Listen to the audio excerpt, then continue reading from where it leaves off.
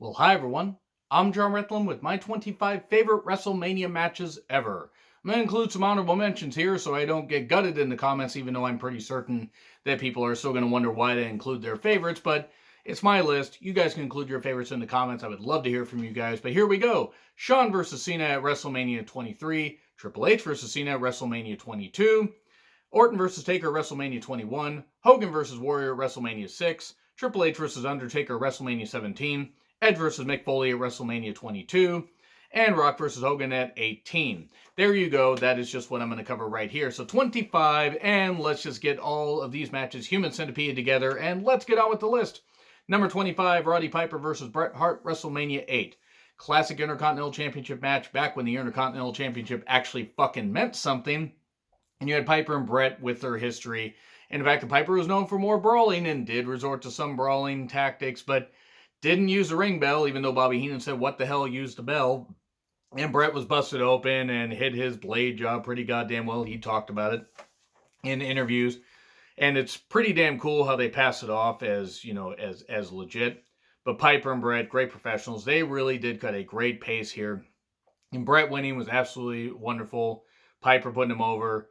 That was some good, just handing him the championship. It was unfortunately Piper's only singles championship run in WWE, which is a shame. He would have a tag team championship run with Ric Flair much later in his career, but it's unfortunate. But this was also when he was like semi-retired. He was just working part-time, and this is probably his last really, really good match. It was really good stuff. Him and Bret stood out on a WrestleMania card that had a couple other good matches, but was also a very pendulum, booked show. I say pendulum, by the way, in case you guys are wondering, just brief sidebar. I'm not going to say schizophrenic booking. I got my reasons for that, so I'm just going to say it right there. But anyway, we get to number 24, Daniel Bryan versus Kofi Kingston, WrestleMania 35. Kofi Kingston did it, man. Byron, very goddamn emotional. When Byron isn't just made to be the third guy on the commentary team, Byron's actually pretty damn good on commentary. And Kofi Kingston becoming the first African-American WWE champion. And, that's, some people debate that stuff, because of The Rock and everything and all that, and whatever. I'm not going to debate that. Kofi Kingston did it and brought a lot of hope to a lot of people. And sure, the booking up to that point maybe was a little bit weird, but Kofi was able to do it. Daniel Bryan put him over proper, and this to me was a standout match at WrestleMania 35. And it had a surprising result, because I actually didn't think they were going to go all the way with it. Now they did. I'm glad to be wrong. And Daniel Bryan did the honors, and it was really good stuff. And Kofi's reign, well, he was booked strongly. Creative wasn't exactly there, but Kofi carried himself like a champion and did a really good job honoring the legacy of the championship. This is a goddamn good match. We get to number 23, Sasha versus Charlotte versus Becky Lynch at WrestleMania 32, the best match on the WrestleMania 32 card. You can fucking fight me if you want. The Intercontinental Championship ladder match with a car crash. This was the arrival of women's wrestling on the main roster. Yes, they had matches in NXT. Like, these women and other women had been rising up as far as, presenting good women's wrestling. This is also, thankfully, the end of the Divas Championship when these women, went out there, and whoever would win would become the first ever, of this era, the WWE Women's Champion. And then they would split it and become the Raw and SmackDown Women's Champions when they did the brand split again. And they've held to that for a while. But this was really, really good stuff, because Charlotte continued her reign that had started all the way back when she won the title at Night of Champions. Oh, yes, she could. And she held it for another few months. Pretty damn good stuff. I would have gone with Becky Lynch personally, but hey, they went with Charlotte. I get why they did. And it was all over from there. It wasn't all downhill. It was actually uphill, even with the trading back and forth with Sasha. This was just really good stuff. It was a great women's match. All these women brought it and did a tremendous job bringing the crowd to their feet. Because by God, that WrestleMania was really long and at times was pretty boring. But these women delivered. We get to number 22. TLC 2, the Hardys versus the Dudleys versus Edge and Christian at WrestleMania 17. What do you want me to say about a car crash match that basically topped the triangle ladder match with the previous Mania and the first TLC match at SummerSlam 2000? You had Spike Dudley, Lita, and Rhino involved. Tables, ladders, broken bodies, Edge DDTing himself when he speared Jeff hanging from the cables, that kind of stuff. It was really good stuff. But my God, it's just, I can only imagine the amount of injuries these guys had. My God, it's just so scary. But this was a great match. And WrestleMania 17, best WrestleMania of all time still. Some would say a few others. By the way, I'm hitting my notes occasionally, but some people would say that. Some people would say that about others. 30 or others, and that's fine. You can say that. I still say 17. Some say 19. We all have different opinions. And again, love to hear from you guys in the comments. This was great shit, though. And then we get to number 21. Batista versus Triple H at WrestleMania 21. I didn't mean for it to rhyme, though I do it all the time. Not symmetrical, just ethical. I don't know what the hell I'm saying any goddamn more. This was great stuff. The build for this was fantastic. However you feel about Batista and Triple H, this was the launching point for Batista in the main event. Yes, they'd been building this for a while, and then he did the thumbs down thing, the power bomb through the table on Triple H, and the build that they did and the feud they had afterwards was absolutely tremendous. But Batista closing the show as the champion was great. Now you could argue that John Cena maybe should have closed it, but Batista had the hotter program. So at that time, it made more sense to go with Batista. And it was really good shit. Number 20, Ric Flair versus Shawn Michaels at WrestleMania 21. I'm sorry, I love you. Kick in the face. Ric Flair's career is over after a bunch of decades. You could argue that Ric Flair should have stayed retired, but he didn't want to. He wanted to keep competing, and oh boy, that wasn't all that good after that. But this was a great way for Ric Flair's career to end, if only it had. Shawn Michaels also probably said that, gasping, because he pretty much broke his ribs on that goddamn, moonsault onto the announcer's table. But Ric Flair got everything out that he needed to. It was really incredible, fucking fantastic stuff.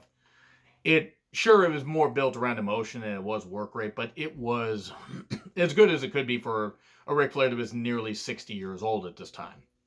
And then we go to number 19, Randy Savage versus Hulk Hogan, WrestleMania 5. Randy Savage should have won here and held the championship till SummerSlam and held it for almost 500 days. Nope, Hogan had to do this and beat Savage and hold it for almost a year after holding it for 4 years and 2 weeks. From January 84 till February 5th of 88. But anyway, enough of that. Randy Savage could have held it for longer. The Mega Powers explode. Randy would lose here. It's unfortunate. It would be his one championship run during this portion of his career until he came back from retirement in late 91, and then would win it again in 92. And don't worry, I will mention that match. But this was a great match. Randy making Hogan look better than he could with just about any other opponent, because while Hogan was a good performer, Randy Savage was a much better wrestler. We then get to number 18, Shawn Michaels versus Razor Ramon, WrestleMania 10. Sure, it's tame by today's standards because they're not crashing through 8 ladders or 15 tables or, hitting each other with about 25 chairs. That's a lot of chairs.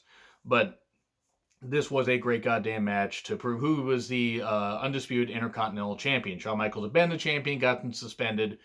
Razor Ramon won the championship in October of 93 over Rick Martel when they were the last two in a battle royal. How the fuck do I remember this stuff? And then Razor would be the champion. They would build to this whole thing. A ladder match that they had done where Bret and Shawn had done a match, I believe, sometime in 92. And the ladder match had become popularized in Stampede Wrestling. Whereas a ladder put up against, I think, a beam up there where it was they would hang cash or they would hang a championship. And there had been ladder matches, I'm sure, done in other places, but Stampede popularized it. Bret brought it here. And, of course, naturally, Shawn Michaels stole it and did this. But him and Razor cut a really good pace, did a really good match. This was some goddamn good stuff, and I really fucking enjoyed it. This was really good shit. So, we go to number 17. Rock versus Austin at WrestleMania 17. And let me tell you, if it hadn't been for Austin's heel turn, this might have been ranked a little bit higher. Yes, I'm ranking this a little bit lower based on that, but the atmosphere, the crowd energy, people wanting Austin to win, that Houston crowd was electric. Vince McMahon interfering and Austin beating the shit out of The Rock and pinning him and everything. And then Austin, Stone Cold is shaking hands with Satan himself.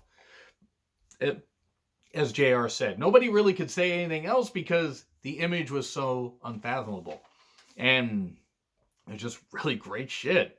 And it was Rock and Austin the second of 3 WrestleMania, big WrestleMania matches they would have. 19 would have been a main event, but unfortunately Austin had a health scare the night before and they were unsure about Austin. And it was probably just as well that they went with just below the main event. But how would that have been for an accolade? Two men having three matches in the same, on the same stage, in the same slot. 3 straight WrestleMania main events whenever they faced off.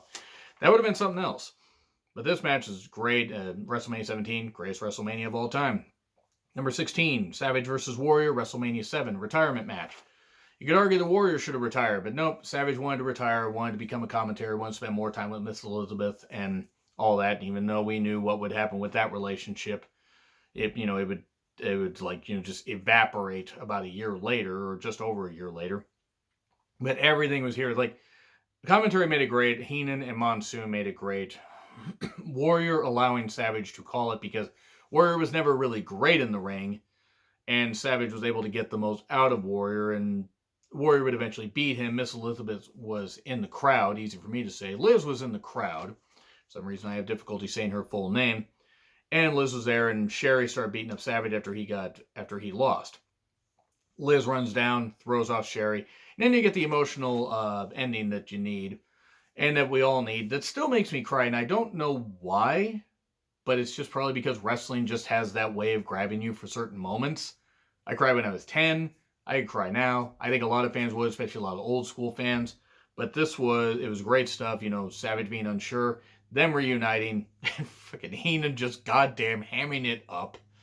Yeah, she must have had the hot dog with onions. God damn.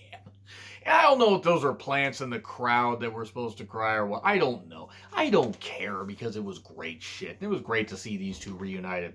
They were two characters being reunited. Of course, if you know the behind the scenes thing, watch the Dark Side of the Ring episode on these two. Oh boy. Anyway, number 15, Chris Jericho versus Shawn Michaels, WrestleMania 19. We get the guy facing his idol. We get, a younger guy facing his idol. Well, what else do you need right there? Shawn Michaels' first WrestleMania match in 5 years. He had only had a handful of matches since coming back. Could he still go? Oh, yes, he could. Now, Jericho, no doubt, was helping Shawn quite a bit, because Shawn was still a little bit unsure of himself. And Jericho also was calling a little bit of it. And I'm sure Shawn was calling some of it, but you could tell these two just worked so well together. Now, they would work better in 2008 when they had a much better feud. Not that this feud was bad, but it got cut off pretty quickly. This was really good shit. Shawn Michaels gained the victory, and then Jericho hugging him and then kicking him in the balls. And then Jericho's stuff in his documentary, where it's just like, oh, it was so goddamn disgusting. This look of betrayal as he just kind of slid down my body, which I'm not here to kink shame Jericho, but my God, that's pretty silly. Great match, though, and Shawn winning. You could argue Jericho should have won, but you know what? Jericho would end up winning in the end. He would end up winning in 2008 when the title was on the line. So didn't he really win in the end? Yeah, he kind of did. That's kind of how feuds work. But anyway, we get to number 14, Shawn Michaels versus The Undertaker, WrestleMania 26. Why is this ranked so low? Had great emotion. The problem is we all knew Shawn Michaels was going to leave. This was his last match. It was obvious. Now, that doesn't necessarily take away from it, but I still feel that their first clash at WrestleMania was better. I wonder where it's going to be ranked. You probably can guess if you know anything about me. This match was great stuff, though. The emotion, the energy, the passion, streak versus career, and the ending in particular is why I ranked this one a little bit higher than a couple others. Because you had, Taker telling Shawn to stay down, what's wrong with you? And then Shawn does the throat slash thing and then slaps Taker in the face, and Taker's like, okay, does the spike tombstone, 1, 2, 3, Shawn Michaels loses, and then says, I'm going to drive my kids nuts in 3 weeks. And then that would be Shawn Michaels' last match ever. Fucking goddamn embarrassing Saudi show. If that wasn't an indication that Shawn Michaels should have stayed retired, I don't know what the fuck was. Now, yeah, he probably got a good amount of money, and whatever, more power to him. But for fuck's sake, this should have been his last match. My God. Anyway, great match, though. No complaints about this at all. We get to number 13, Ric Flair vs. Undertaker, WrestleMania 18, the most underrated WrestleMania match of all time. You can fight me on that, too, if you want. Or at least one of. I would call it the most underrated because Flair and Undertaker just created some real magic. Yes, Undertaker dominated quite a bit of it. Rick would come back with some heavy chops and Rick would bleed, because of course he fucking would. Undertaker bled. Arn Anderson got involved. Ric Flair didn't really take the last ride. and Undertaker needed to hit the tombstone. So yeah, sure, that botch aside, this was still really, really good. And you could tell that Taker was having a blast working with Flair because he felt that Ric Flair, he wanted to really work with Flair since he had come into the company. Flair did not have a lot of confidence, which he's talked about in interviews, and Taker was like, no, I want to work with him. He's Ric fucking Flair. And that's the thing, it took a while for Flair to get his, if you've seen the Evolution documentary, the Evolution portion of the Ruthless Aggression, series, Flair did not have a lot of confidence. It was really a shame. But this match, one of my favorites. WrestleMania 18 wasn't perfect, but this is probably my favorite, underrated WrestleMania match of all time. Then we get to number 12, Rock versus Cena at WrestleMania 28. Better than had any right to be, all that tremendous build. Cena, gained overconfident. He did carry The Rock, let's be fair, even though Rock did have muscle memory when it came to, being in the ring. He had only been in the Survivor Series tag match, 2011, just a few months before, and had not been competitive in the ring for a number of years. And it's just as well that Cena was the one to call it.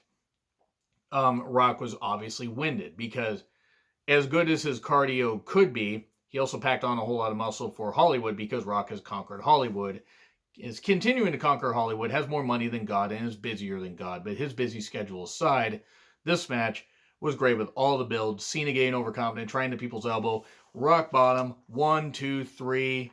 And my God, Rock winning in Miami, the crowd exploding. Let's just ignore the rap intros. My fucking God. Hey, at least Kevin Owens tossed one of those idiots off the stage at one point. That was pretty good. But, oh boy, fucking hell.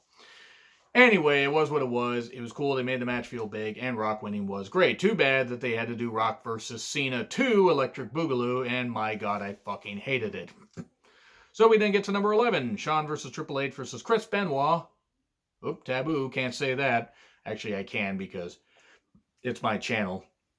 And it was at WrestleMania 20, triple threat match for the World Heavyweight Championship. You could argue this should have been Triple H versus Chris Benoit, just in a straight up match. Shawn being involved was fine, but he was kind of shoehorned in there because you thought, oh, Shawn was just going to be there to kind of take a little bit of steam off of Benoit. And okay, you can think that if you want. The problem is, where else would you have fit Shawn Michaels on this card if you hadn't fit him in this match? The match was great, though. Yes, what Benoit did. I don't want to hear about him going into the Hall of Fame. You guys can have that opinion if you want. But I do not think that Chris Benoit should ever go in the Hall of Fame for this exact reason. The reason he should not go in the Hall of Fame is because he murdered his wife and child, whether his brain was mush or not, whether it was an 85-year-old Alzheimer's patient's brain or not. He fucking murdered his family. Off the soapbox. Match was great. Benoit tapping out Triple H was absolutely wonderful. It was a great moment. Him getting to stand there with Eddie, two, pinnacles of performance in the ring as the top guys on the respective brand. Benoit on Raw, Eddie on SmackDown, World and WWE Champion. It was great to see. A little bit tainted with what happened with Benoit murdering his wife and child, but anyway, the match was great. It was fucking great, and it absolutely deserved to be a WrestleMania main event. Number 10, Randy Savage versus Ric Flair, WrestleMania 8. You know why this is so great? Because Randy Savage won the WWE Championship. You know why it wasn't as great, or why it should have been even greater? Because it should have been the main event, but nope. Hogan had to have the main event against Sid. And I love Sid, but his two WrestleMania matches, two matches where he was actually involved in the ring, not just standing at ringside, were in main events. I'm not kidding. Sid was only involved in two WrestleMania matches competitively, where he wasn't staying outside the ring. I believe he stood outside the ring for Shawn Michaels against Diesel at WrestleMania 11. Yes, this was Sid against Hogan, and Savage versus Flair for the title was underneath.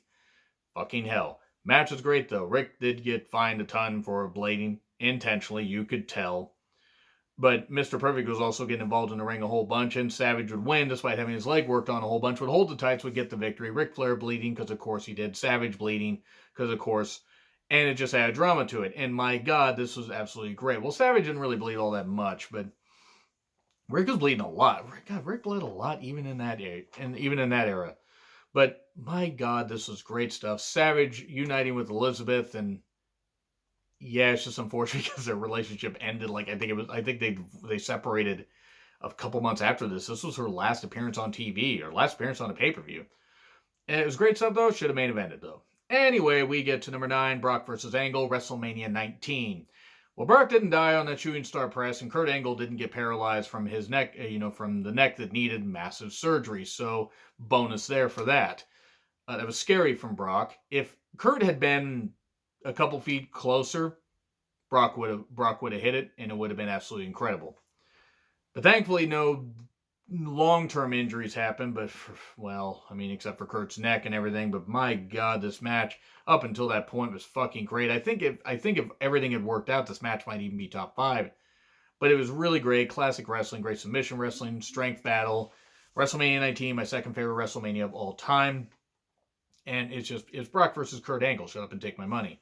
Wasn't able to be at Safeco Field in Seattle due to circumstances, but it was great shit. This was great to watch on pay-per-view.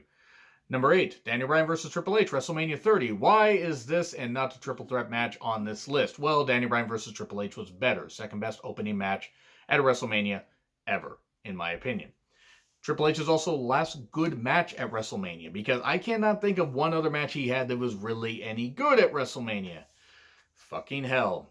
But this was great stuff. Whoever won would get added to the Orton-Batista WWE World Heavyweight Championship match in the main event. Daniel Bryan, of course, was going to win, and Triple H did the honors and put him over. If only he had done the same for Booker T years ago, but I'm sorry. Still a little bitter about that, can you tell? This was great shit. I love this stuff. This was goddamn wonderful. I enjoyed this stuff. And Daniel Bryan winning was the right call. Then Triple H beat him up, so he was selling an injury going into the main event. But that was just a way for Daniel Bryan to overcome the odds. No doubt him winning the championship was a better moment than this match. But the match overall, if we're just comparing matches, not moments, this was the match that I had to put on here that Daniel Bryan was involved in. Number 7, Shawn Michaels versus Kurt Angle, WrestleMania 21. Now, why is this included at number 7 when people say, it only met expectations? It didn't exceed them. The expectations were in the goddamn stratosphere. There's no way these guys could could exceed the expectations that we had set. I would argue they had just slightly beat them, because even with any botches, any issues that these two had, this was still a goddamn incredible match and was, to me, the best match on the WrestleMania 21 card. No, it didn't need the main event, but this stole the show. It wasn't the main event, but it stole the fucking show. And Angle tapping out Shawn, and then they would have their series of matches throughout some of 05. Off and on. Really good stuff. This was fucking incredible, though. A fucking incredible match. And WrestleMania 21 had some standout stuff, and boy, this stood out above the rest of them. Number 6, rather. At WrestleMania 24, Edge versus Undertaker World Heavyweight Championship. Edge, white hot, Undertaker coming back, from injury a few months before. They were rekindling their feud that started a little bit in May of 07 when Taker got injured.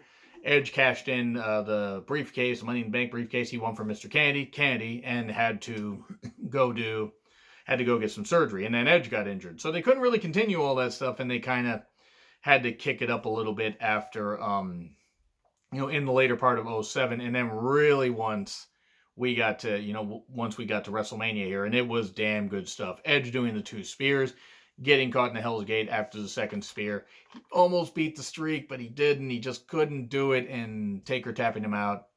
Edge gained the victory would have actually, I think, been the better choice. Imagine if Edge had won. He didn't. Edge breaking the streak would have been kind of cool. But this was a great main event, no doubt about it. Number 5, Bret versus Owen, WrestleMania 10. What do I need to say about the greatest opening match at a WrestleMania in history? Owen just beating Bret, proving that Owen was right to kick Bret's leg out of his leg. I am never going to forget that quote, because Owen is goddamn great. He's a great meme factory, even years and years after his death, more than 20 years after his death, his unfortunate death. But this was so fucking good. Yokozuna had to have 2 matches. He was going to face Bret later, and Bret had to face suitable competition, while Luger got the first crack at the WWE Championship. And so Bret lost to Owen, and Owen would have a claim to want to get the championship later in the year, and they would have such a great goddamn feud. Why didn't Owen win the WWE Championship? He should have. Even though it would have interrupted Bret's reign, guess what? I think Bret would have been okay with it. I don't know why Vince wasn't. Owen deserved to be WWE Champion. But this match, fucking incredible. Not Bret's best match at WrestleMania, in my personal opinion, but Owen's best match at WrestleMania. Number 4, Bret versus Austin, WrestleMania 13. Well, that iconic look of, Austin bleeding from the face and everything, trying to power out of the sharpshooter. I'm getting goosebumps just thinking about it, where it's like impossible. No one has ever broken out of the sharpshooter. And Austin looked like he did, but no, then he didn't. And he kept doing, he kept struggling, and he would eventually pass out. And Ken Shamrock as referee, Steve, if you do not answer me, I will stop the match. He stopped the match. Bret would win, but Austin didn't give up. He passed out from the pain. And then Bret would beat the shit out of him, beat his leg up and everything. And then Shamrock would throw him off and do the stance and do that stuff. And that was it. Austin was a made man. Austin was a made man before that, but this really just cemented him as being the guy to watch. And fucking hell, it was great. And then Bret would be the heel. And then nothing else bad would happen for the rest of the year. Until November. That's another story for another day. This is a great match. Bret versus Shawn in the Iron Man match at WrestleMania 12 is number 3. People could argue this match is overrated. I would call you guys liars, but you also have your opinions. I think the Bret versus Shawn is a fucking incredible match and exactly what you need to show like a fan of classic wrestling. These two cut in a pace on a pay-per-view in Iron Man match where yes, some of it was slow, but they would kick it up at times to really excite the crowd and then slow it back down and pace themselves. No falls in 60 minutes. This match must continue under sudden death rules. Shawn would win soon after. Get that piece of shit out of the ring. Get that son of a bitch out of the ring. Whatever he said. Shawn was such a nice little guy at that point, wasn't he? No, he wasn't. Even he admitted he wasn't. But Bret did the honors. Shawn would, the boyhood dream would come true for Shawn Michaels. And then Bret would leave for a while and go film Lonesome Dove and stuff like that. But this is a great match. One of my favorite WrestleMania matches of all time. There's no real argument, in my opinion, that can be made against this one. But again, if you guys don't really like it, that's fine. It's just, I'm telling you, I could always watch this match as long as I had an hour to kill, because you got to really invest in this. It's not like watching a 15-minute classic. You got to really sit down and invest. And some people can't do that. And that's okay. And some people don't really care for Bret or Shawn. Or some people just don't really care for it. We all have different tastes, is my point. Number 2, Randy Savage versus Ricky Steamboat Intercontinental Championship match, WrestleMania 3. Ricky Steamboat beat Randy Savage in pretty much what you could argue is the best WrestleMania match of all time, and was for a number of years. It stood out among everything that had happened on WWE programming, big programming or otherwise. The pace they cut, the pacing was absolutely, electric. Yes, it was all planned out and everything, because Randy Savage loved to plan out his matches. But my God, you could just see that these two work so well together. And Steamboat could always work with just about anybody. I can't really name some bad Steamboat matches. I mean, even the ones he had against Jericho in 2009. When Steamboat hadn't been competitive in the ring for a number of years, got to have this. It was fucking great. This match, though, there's a reason why people still talk about it even to this day. You could sit down and watch that match. You could put that match on a WrestleMania card now, or say, hey, instead of showing this match, we're going to put this match, and show it on a big screen at WrestleMania to cool down the crowd. And the crowd would still be happy about it. Now, sure, maybe not everybody in the 80,000 seat stadium would exactly be totally enthralled, but I would argue that at least 3/4 of them would be. Because you're watching two guys that were at the peak of their powers doing some great shit in the ring and cutting a better pace than anybody else could, and outshined Hogan versus Andre. And no, Hogan versus Andre is not on here because that was a great moment when Hogan slammed Andre. But sorry, not on my favorite matches list. Anyway, we go to number 1, Undertaker versus Shawn Michaels, WrestleMania 25. What the fuck else was it going to be? Long time, short time, and even just recent viewers should be able to guess what my favorite WrestleMania match of all time was, and it is this. The Undertaker meme face after the tombstone, Undertaker not dying after that suicide dive outside, and Shawn almost beating the streak, coming so goddamn close, and doing that moonsault, getting caught in a second tombstone. 1, 2, 3 would lead to what would happen at WrestleMania 26 when Shawn wanted another crack at him. This match was goddamn great. I can't name a better match at WrestleMania, in my personal opinion. So that's just what I'm going to say right there. This match was fucking incredible. Anyway, do you agree? Do you disagree with what I said? Like, share, subscribe, Twitter handle in the description.